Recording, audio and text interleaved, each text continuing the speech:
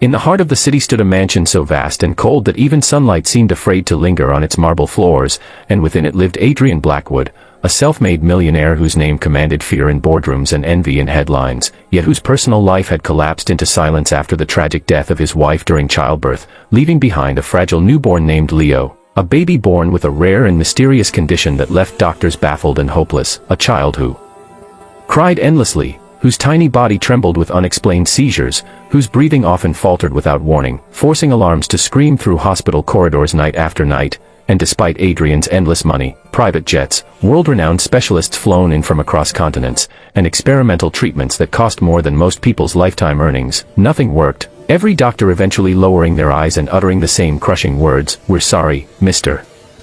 Blackwood. We've done everything we can," words that shattered a man who had conquered markets but was powerless before fate. And so Leo was brought home under constant medical supervision, his survival hanging by a thread, while Adrian buried himself in work, unable to face the tiny crib that reminded him of everything he had lost. It was during this bleak period that Maria entered the mansion, a poor maid from a forgotten village, a woman with worn shoes, trembling hands, and eyes that carried both sorrow and quiet strength, hired not because of recommendations but because no one else wanted the job of caring for a dying baby, and Maria accepted without hesitation, not knowing the name Blackwood meant power, only seeing a helpless child whose soft cries pierced her heart the moment she laid eyes on him. And unlike the nurses who followed charts and machines, Maria followed instinct, spending hours humming old lullabies her mother once sang, speaking softly to Leo as if he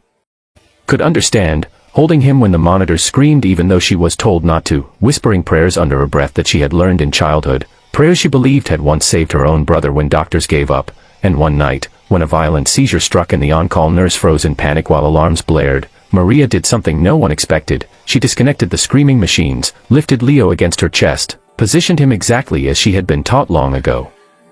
by an old village healer, gently pressing specific points on his tiny back while regulating his breathing with rhythmic taps and whispered words, an act that looked reckless, even insane, yet within moments, the baby's breathing steadied, the tremors stopped, and a calm silence filled the room, a silence broken only by Leo's soft, peaceful sleep. And when Adrian burst in moments later, expecting the worst, he was met with a sight that would haunt him forever, a poor maid sitting on the floor, tears streaming down her face, holding his son alive and calm for the first time in weeks. Furious and terrified, Adrian demanded answers, threatening to fire her instantly, but as doctors rushed in and confirmed that Leo's vitals were stronger than ever recorded, confusion replaced rage, and Maria finally spoke, telling them about an ancient technique passed through generations in her village, a combination of pressure therapy, controlled breathing, and constant skin-to-skin contact that had saved infants with similar symptoms where hospitals failed, a method dismissed by modern medicine yet rooted in deep understanding of the human body. And desperate with nothing left to lose, Adrian allowed Maria to continue, day after day watching in disbelief as Leo began to change, crying less, breathing stronger, seizures reducing, his skin growing warmer, his tiny fingers gripping life with newfound strength. And over weeks, what the world's best money couldn't buy was achieved by patience,